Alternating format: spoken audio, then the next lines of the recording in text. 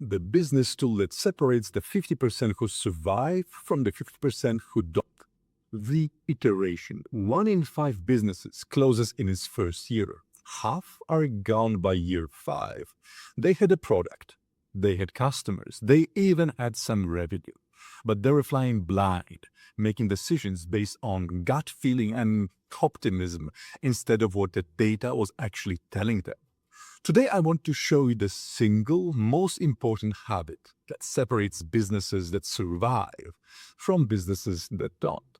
It's not funding. It's not better product. It's not even better marketing.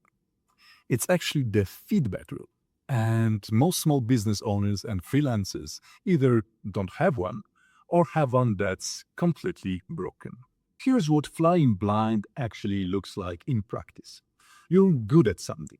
You launch a service. You get a few customers. Some stay, some leave. You're not sure why. You try a new offer. Some people buy, most don't. You adjust the price, things get a little better or a little worse, but you're not sure which change caused which result. 6 months in, you're working harder than you ever did in a job. A year in, you're tired, burned out, and wondering what you're doing wrong. This isn't a failure of effort. You put in a lot of effort. It's a failure of feedback. In 15 years of working with businesses at every stage, the pattern I saw most consistently was this. The companies that grew were the ones that knew exactly which numbers to watch, check them regularly, and change something specific when the numbers moved in the wrong direction. The ones that failed were the ones running on instinct and hope. Instinct and hope are not a system. The system is a system. Then what is the iteration loop? Well, the concept comes from software development, specifically from agile methodology, which I worked extensively with for most of my career. The core idea is simple. You build something, you measure what happens, then you learn from what the data tells you, and then you adjust. And then you build again, a slightly better version this time. Build, measure, learn, adjust. That's it. That's the loop. And in software, the teams run this loop usually every 2 weeks. Not every quarter, not every year, every 2 weeks. Most freelancers and small business owners run this loop. If they do it at all, maybe once a year when they're doing their taxes and realizing their numbers don't look the way they expected. That's a 52-week gap between action and feedback. In a market that moves fast, that gap is where businesses die. So what to measure? Well, here's what most people overcomplicate. They think measurement means complex dashboards, extensive analytics software, paying somebody for that, or maybe having an MBA to approach the data. No, it doesn't mean that. It means answering 3 questions consistently, every week or every 2 weeks. Question number 1. Are new people finding me? This is your top of the sales funnel. Websites visits, social reach, number of inquiries, word of the mouth, leads coming in. It doesn't matter which channel. What matters is the trend. If it's going up, down, or staying flat. If it's flat or going down, your visibility is broken. And that's where you need to fix first. In my experience working with service businesses, this is the most commonly ignored number. Owners focus on delivery, which is what they're good at, and assume marketing is working because they're busy. Until suddenly they're not busy anymore, and the pipeline has been empty for weeks without anyone noticing. Question number 2. Are the people who find me actually buying from me? This is conversion rate. Out of the people who inquire, how many become customers? If 10 people ask about your service and none of them hire you, the problem isn't visibility. It's your offer, your pricing, your sales conversation, or your positioning. Fix that before driving more traffic into a broken funnel. Question number 3. Are my clients staying and referring? Retention and referrals. If people hire you once and disappear, something is happening after the sale that isn't working for them. If nobody ever refers you, you may be delivering mediocrity, something not memorable. These are different problems with different fixes. 3 numbers, track them. That's it. That's the whole measurement system at this stage. Let me give you an example. 2 people start a freelance consulting practice in the same month. Same skills, same rates, same starting point. Freelancer A works hard, delivers well, and checks his revenue at the end of each month. If revenue is up, he assumes things are good. If it's down, he, panics slightly and posts more on LinkedIn for a week or two, then goes back to focusing on delivery only. Freelancer B does the same work, but every 2 weeks, she sits down for 30 minutes and asks those 3 questions. Are people finding me? Are they converting? Are they staying? She tracks each number in a simple spreadsheet, nothing fancy. 6 months in, freelancer B notices something. Her visibility is strong. Plenty of people are finding her.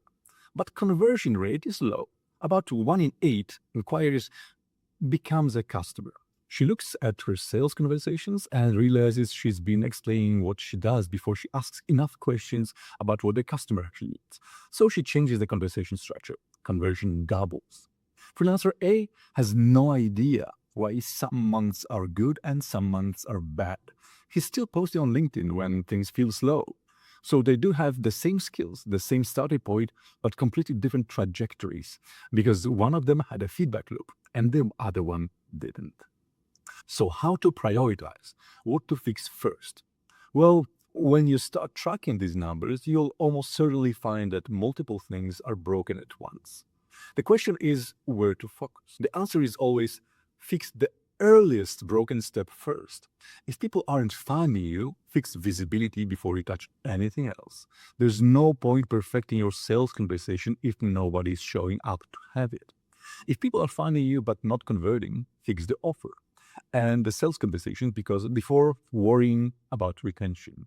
There's no point optimizing for referrals if you can't close new customers. And if people are converting but not staying or referring, then your delivery, your product is the problem. And that's where you should put your energy. This sequence matters. I've seen businesses invest heavily in referral programs when the reprogram was broken top of the funnel. And I've seen businesses obsess over marketing when their conversion rate was so low that more traffic just meant more rejections. The most successful approach I observed across all the companies I've worked with was ruthless prioritization at the earliest breaking point. Fix that, then measure again. When data proves it's fixed, then move on to the next thing. Building the habit. Here's the simplest possible version of the system. Every 2 weeks, pick a day, same day every week. So let's say Monday, and same time, like Monday, 9 a.m. You open a spreadsheet with 5 rows. Your key numbers from the last 2 weeks, you compare them to the 2 weeks before. You write 1 sentence about what's changed and 1 sentence about what you're going to test differently in the next 2 weeks. And that's it. 30 minutes, tops, or maybe even 15, every 2 weeks, even every 1 week if you have plenty of data. What you're building is not a dashboard. You're building a decision-making habit, the discipline of regularly stepping back from the work and looking at what the work is actually producing. Most people never do that because they're too busy doing the work, which is exactly the trap. The busier you are, the more you need the 30-minute pause, because busy without feedback is just fast movement in an unknown direction. What this looks like over time. The first month, the numbers won't tell you much. You won't have enough data to see the trends. By month 2 or 3, patterns start emerging, and you'll start to see which weeks produce more inquiries and why. Which clients stay the longest, which services get referred most often. By month 6, you'll have something genuinely valuable, a map of your own business, not guesses, not intuition, actual patterns, actual data built from your own experience, specific to your market and your offer and your customers. And here's what changes. Your decisions stop being reactions and start being experiments. Instead of things were slow this month, I better post more, you'll be thinking visibility was flat, but conversion rate was up. That means that the offer is landing. The problem is reach. So let me test 1 or 2 specific channels for the next 2 weeks and see what moves. That's the agile thinking applied to business. Test 1 specific thing at a time. Measure the result, learn from it, adjust, and repeat. So this is it. The businesses or freelancers that thrive aren't necessarily smarter or more talented.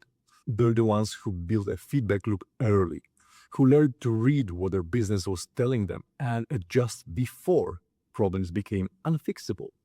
You don't need extensive tools for this. You need 30 minutes every 2 weeks and the discipline to actually look at the numbers instead of just hoping they're good. So build a loop, run it consistently, let the data tell you where to focus. That's the work. I'm Alex, and this is the Alpha Drive, agile thinking for business and life. If this was useful, subscribe. There's more coming in this series.